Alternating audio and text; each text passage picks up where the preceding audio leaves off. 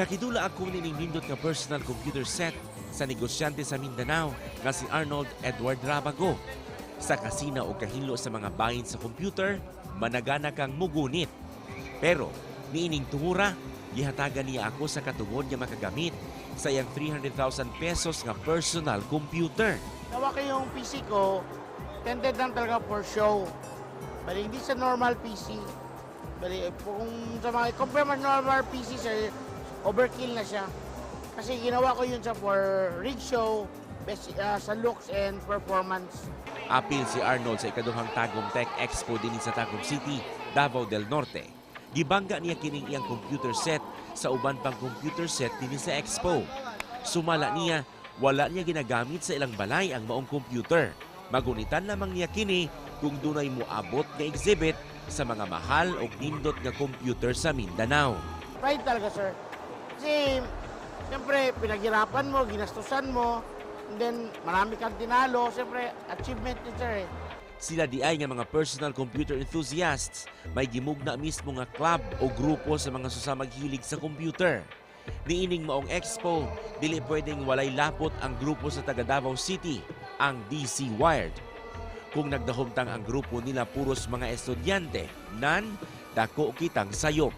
Tungod sagad nila, may mga gikabisihan sa kinabuhi. Majority sa mga sa is more on IT or computer related na mga courses.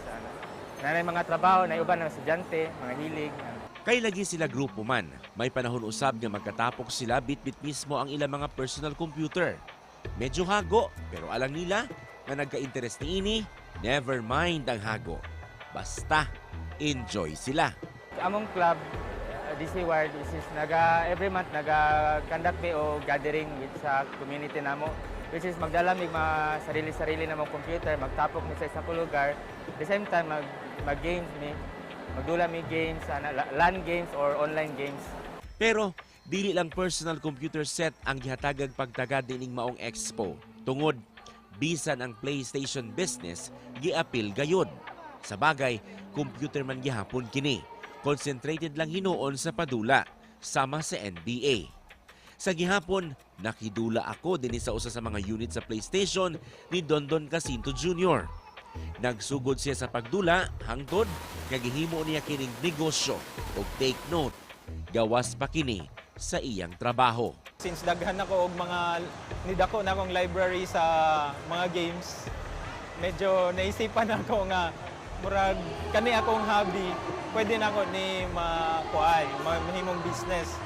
So mo na naka-come up kog idea pod na, and of course, ang mga friends pod nga gamers, naka-come up kog idea nga why not mag-put up kog business na gamit ang mga kanang mga console, gaming consoles nga PlayStation. Sumala niya, wala niya ginapasagdan ang unit nga magdugay kaniya. Tungod, kanunay siyang upgraded aron kanunay usab siyang patok sa customers. Kada lain-lain nga season or lain-lain nga panahon, na naga-evolve nga mga naga-evolve yun ang technology pod sa gaming. And syempre, mag-upgrade po ko sa ako ang mga gamit o sa mga games mismo para pod ang mga gamers na ako ang mga customers masatisfied pod sila. Nagid sila kanang ultimate gaming experience yun ang ilahang makuha. Speaking of business, nakisakay sa maong expo kining si Kim Arnibal, may t-shirt business. Pero, siyempre dapat sakay usab siya sa tema sa maong aktibidad. Hinuon, tataw man kini sa matang sa t-shirt design. Tungod, mga computer character kini. Ang mga products, nami series. Karon namo na series, all white, tapos black, red ang color. Malditong Bugoy Apparel kung MBA ang daling tawag silang t-shirt. Sa maong pangalan pa lamang kuno, matagad na gayod ang ilang negosyo. Busa, dakong pasalamat niya ug sa iya mga kauban sa nahitabong Tagum Tech Expo tungod nahimo kining instrumento aron mula hutay ang ilang gilaraw nga negosyo. Ang malditong bugoy sir. Kuan siya sir. Ang maldito sir, mga kuan sir bright sir ba mga so, howd sila sir ba? Na sila yung mga diskarte sir. Tinuod gayod nga sa matang aktibidad nga atong mugnaon, may daghang oportunidad nga mahimo. Basta, angay lamang natong siguruhon nga wala kitay matamakang mga tao ug gamadayon ang plano nga sa tan-aw nato makaayo sa atong kaugalingon ug pamilya. Dili gayud nato sila daling mahukman nga nahilig niini. Ingon man kini mga cosplayers kinsa naga-portray sa mga karakter sa computer games. Tungod matag usa may rason nga nung nahimugso sila. Matag aktibidad may katuyuan nganong nahuna-una ang himuon. Gusto na ko pasalamatan ako ang team for being so patient and very perseverant sa mga organized na event. Balo ko nga pag-organize ng event, dili siya walk in the park.